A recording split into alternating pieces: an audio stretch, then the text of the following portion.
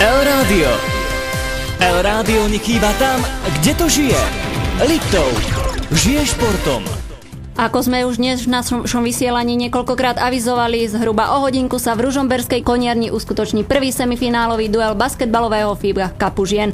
A náš kolega Pavol Tomčík je už na mieste s prvými informáciami, tak nech sa páči. Takže ďakujem za slovo, príjemný dobrý večer aj poslucháčom El-Rádia. Áno, ja som už naživo v športovej hale Koniareň v Ružomberku. Pri sebe mám Juraja Haríňa, je to člen fanklubu ružomberského, basketbalového, ale aj futbalového. Takže ja sa ho hneď aj opýtam. Juraj, čo dnes chystáte na dnešné stretnutie? Tak dneska sme si prichystali niečo špecifické, keď ide o výnimočnú udalosť. Máme velikánsky transparent, veľké choreo v rozmere zhruba nejakých 13 na 6 metrov.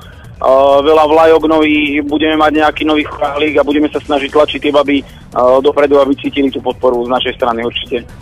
Dnes je hala zväčšená tak trochu niekoľko stoviek miest, čiže očakáva sa obrovská návšteva, možno aj 2800 divákov. Určite to budete hlasivkami hnať dopredu. Budeme musieť, na to sme tu samozrejme, aby sme tie baby hnali.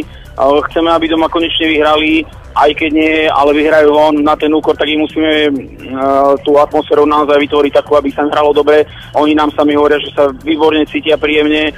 Bude tu množstvo hostí, množstvo návštev, tak chceme, aby tí ľudia všetci, čo prídu, tak cítili naozaj, že ten Ružomberok tým basketbalom samozrejme žije. Ako typuje dnešné stretnutie fanklub a konkrétne ty?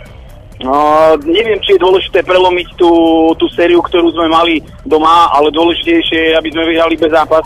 My fandíme bez ohľadu na to, či vyhráme alebo prehráme. Typovanie v tomto prípade je ťažké. Ak vyhráme, bude to príjemné, ale ak prehráme s tým, že vyhráme zase vonku a prekvapíme celú Európu, budeme spokojní aj s tým. Ďakujem za rozhovor. To bol teda Juraj Haríň, člen alebo taký líder ružomberského basketbalového fanklubu. My sa s koniarňou spojíme opäť aj o 17:40 už s takým predzápasovým vstupom, ďalšími informáciami, čo hovorí na dnešné stretnutie trénera a taktiež si povieme aj zostavu. Na teraz je to z Ružomberka odo mňa všetko. Ďakujeme Palimu za prvé informácie. El-Rádio sa pripája k fanúšikom, držíme palce aj my tu v štúdiu. El-Rádio. El-Rádio nechýba tam, kde to žije. Liptov. Žije športom.